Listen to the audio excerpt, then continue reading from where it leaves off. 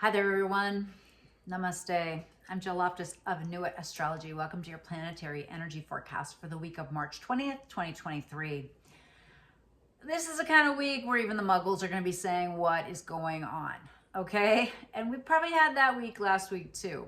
But this week, after all the Neptunian clashing with Mars last week, we enter into just a super powerful time. There are two major things that are happening this week. One is that the sun is moving into Aries, and then we will immediately, the very next day, have a new moon in Aries. And not just anywhere in Aries, but at the very 0 degree mark, right? Almost to 1 degree, but at the very beginning of Aries, right? And this is interesting because there will be 2 new moons in Aries because of this super early placement. 2 new moons in Aries this year. But this one is really like, this is the new year, right? All that, January, February, right? This is the new year, friends. And then we have also the movement of Pluto just dipping into Aquarius. And now I know you've heard me talk about this. I do have another video where I talk about the whole transit in a very general way, right? Very general way. But this has been building, right? Anytime a planet is moving through the last degrees of a sign, there's a push to completion.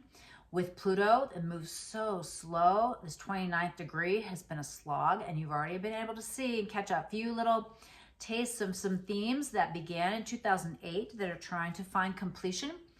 But then when we have this movement into Aquarius, just from the 23rd of March until early June, we're just getting a snapshot of the future. So let's hop into this really important week. So we start on the 20th. Happy New Year! It's Astrology Day. It's when the sun goes to 0 degrees of Aries. And this happens at 5:24 p.m. if you want to set intentions or be a little bit more mindful about really entering this energy of the sun coming into the sign of Aries. It's a fire sign. It typically means the energy of regeneration, of spring, of renewal, of beginning again, right? There's a Pisces moon, which is an interesting add-on to that. Sends a nice energy to Uranus and the sun, and also sextile to the Pluto. And so I feel like this is almost a day, personally, I'm going to just take note of what happens that evening and morning, because that is East Coast time. And then help that kind of refine my intention setting for the new moon on Tuesday. Keep in mind, this is also an excellent time to, do your New Year's resolutions, or we call it the Mahatarka in Korea. Go through each of the areas of life, the 12 areas of life, and see how you want to, reshape your life through intention, through what you say, what you do, and what you think. All right. The new moon at 0 degrees 50 minutes of Aries is at 1:23 p.m. Eastern Standard. So you want to just, wait till a few minutes after it is new in order to set your intentions and really take advantage of this. This is a manifestation moon. All right, before it moves into Aries, before the moon moves into Aries to be the new moon, it's going to come through the end of Pisces and touch that Neptune, right? Which is going to trigger that square to the Mars in Gemini. But also send a nice blast of energy to the Pluto and Capricorn. And then it's going to touch the sun, which is how we create a new moon. And then it will connect with Mercury. And then the very next day, it's going to conjunct with Jupiter. So this is a lot of energy, okay? This is big, all right? So have your intentions really refined in the very, very early Aries area of your chart. What do you want to start? What do you want to begin? How do you want to kind of approach it in a more independent and pioneering Aries sort of way, right? The only way you can go wrong with this, especially with the Jupiter there, is to just go too big, right? Understand the new Saturn rules, right? Wherever Saturn is in your in Pisces in your chart, that's going to be where you need to apply some structure. So it wouldn't hurt to set some intentions around that, not to mention the Aries area of your chart. And then the moment we've been waiting for, but it's not going to be just a moment, it's going to be a vibe, and we're already in it. This is when, on the 23rd, Pluto moves into Aquarius, 0 degrees of Aquarius at 8:13 a.m. Eastern Standard. Note the symbols. Often, when these big planets move into a different sign, there is a clear signal All right.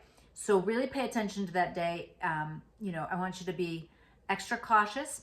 The moon will be in Aries at this point, right? Still in Aries. It's going to sextile the Mars in Gemini, which is good. And then it's going to move into Taurus for grounding. It's going to end up squaring that Pluto before Pluto moves into Aquarius as well. So, you know, there's a lot of emotionality tied up in this as well. So really watch if you're riding that wave of Aries energy, that you don't find this like kind of crash when Pluto moves into Aquarius and gives you a little reality check. On the 24th, we've got the moon going into Taurus, and then it's going to touch Venus. Nice, very, very good for staying grounded. And then in the afternoon, it's going to come together with Uranus. This is also a lot of energy around money, values, and whatever the Tauran area of your life is. So it's important that you use this lovely moon in Taurus to stay grounded, right? Some kind of outdoor activity. Taurus moon is always the massage moon, right? Body work, taking care of the physical, right? Taking care of the reality of the physical. And now on the 25th, Mars is going to move out of the sign of Gemini and into the sign of Cancer. Mars has been hanging out in Gemini, retrograding back and forth for almost 7 months. It's been a long time. It's been a slog through wherever that Gemini area of your life is. You're going to get some traction now. You're going to get a change. Now, Mars in Cancer, you know, Mars in Gemini, I always think of it was the warrior with the pen. Well, now, you know, we've got Mars in Cancer, and now he's got claws, right? He's a little more indecisive, a little more emotional, a little more territorial, right? And so understand that wherever that Cancerian area of life is for you, you're going to want to take a little bit more action, right? But it has to be a wise, measured action. Now, we're beginning to pick up also on the 25th, a really nice flow of energy from Saturn to the South Node in Scorpio and the North Node in Taurus, all right? This vibe is going to be with us pretty much through the end of the month. So at the end of this week, beginning of the weekend, start to feel into that. Where's that Saturn and Pisces kind of connecting to those nodes, to the Taurus and Scorpio area of your life? How is it trying to harmonize them? How is it trying to help you figure out what was going on over this last year and a half that they've been in the Taurus and Scorpio axis? Because they're getting ready to move into Aries and Libra. So what's going on in the Taurus and Scorpio area of life that Pisces area of life can help you find a solution, can help you bring some stability? It could be very inspired, right? Saturn in Pisces is not certainly, it's not like a regular toolbox, right? It's a mystical toolbox. And so think about that and just see the symbols that start to come up. This is going to be an underpinning for the next few weeks of the month that really is going to be beneficial and helpful, I do believe. All right.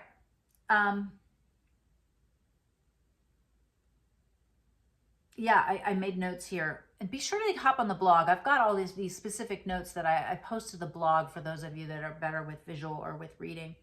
The precise trine at 4 degrees between the three of them will be April 14th to the 24th, and within 3 degrees until June 1st. That's good energy. And so the problem with good energy is sometimes we just take it for granted. So if you've got some things coming up in those areas of life that seem to be flowing, put some work into it. Saturn respects work. Now, another thing I want you to take note of on the 25th is we've got a pretty long moon void. Now, this is interesting because we have a lot of moon voids coming up in April. I'm going to be posting a video on moon voids, so look for that. But the moon is void on the 25th from 12:19 p.m. Eastern to 8:42 p.m. Eastern.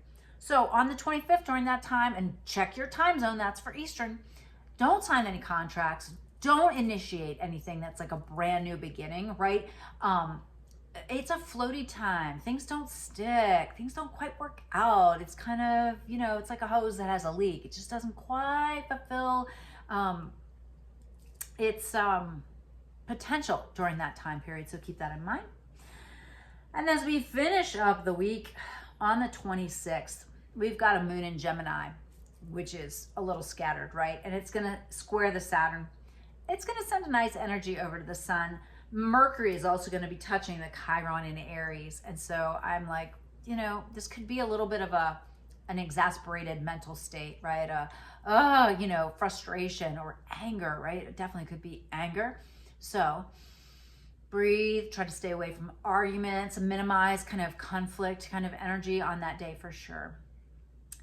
All right, well, I am excited to see what the tarot has to say about this really huge life-changing, life-determining shift in energy this week. So I hope you stick around for that. If this was useful, helpful, please comment below. I really appreciate hearing from you and your encouragement. I wish you all the best symbols. I wish the world the best symbols. It's an evolutionary, revolutionary time. And I hope that we can high vibe it, right? We can take it up instead of dropping into negative patterns or spirals that human beings have experienced over and over. Let's grow together, okay? All right. Hello, my dearest darlings. Here we go. Our Isis Lotus Tarot spread for the week of March 20th. 2023. You know, there's a quote, I put it in the newsletter. There are, where's the quote? Let me read it. There are decades where nothing happens, and there are weeks where decades happen. We're in those weeks, my friends. So let's see what the tarot suggests we do to manage the energy.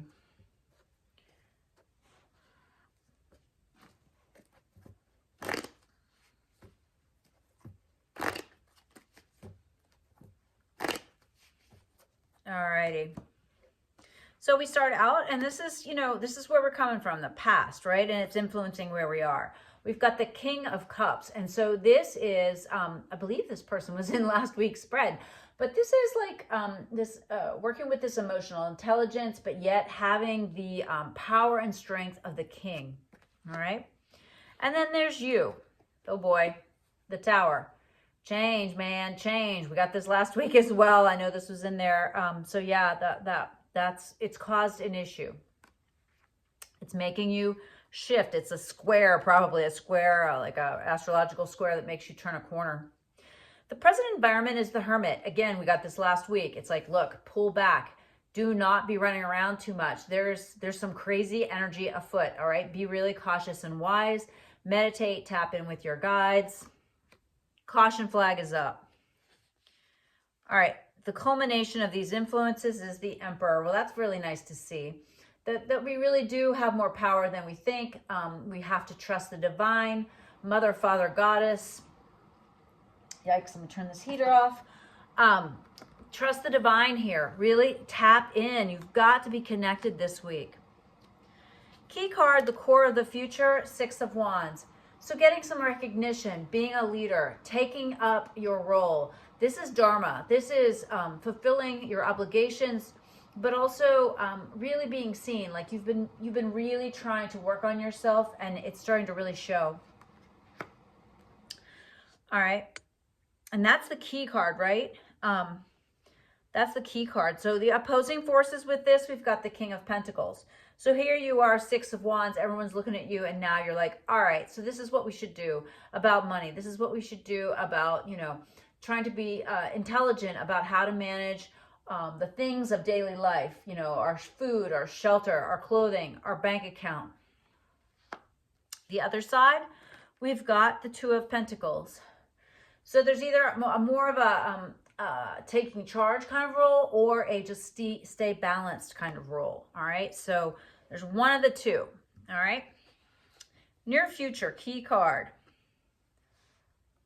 Page of Swords. Oh boy. This shows some immaturity here.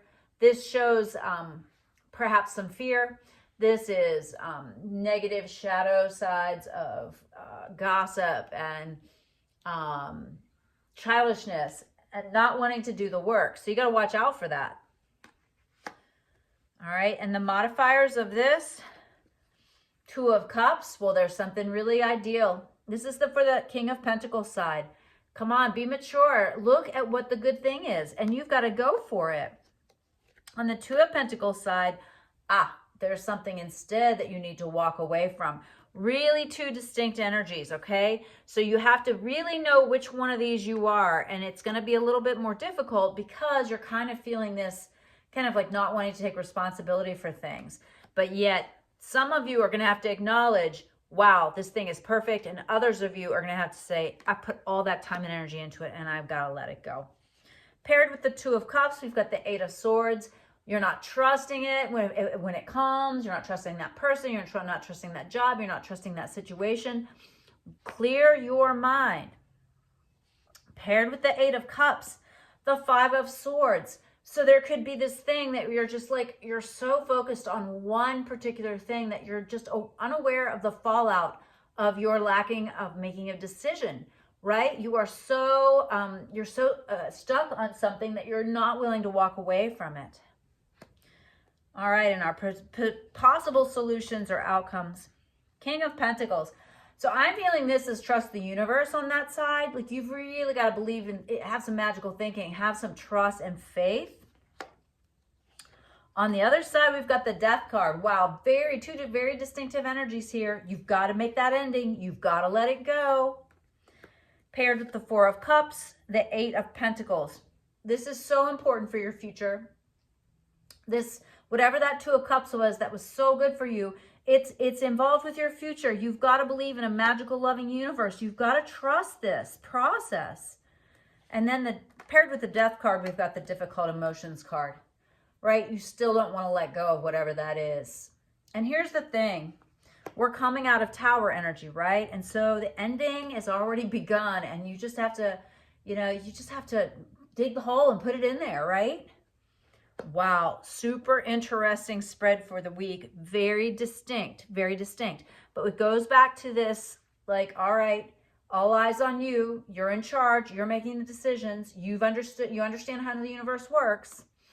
Are you going the practical in charge way, or are you just trying to keep everything together and not really being the king, right? Really not planning with that real responsibility of the Earth King, right? Wow, two different pathways for the week. I wish you the absolute best on your journey, and I do hope your symbols for the Pluto ingress are positive and fruitful. All right, my beautiful friends, rock your week.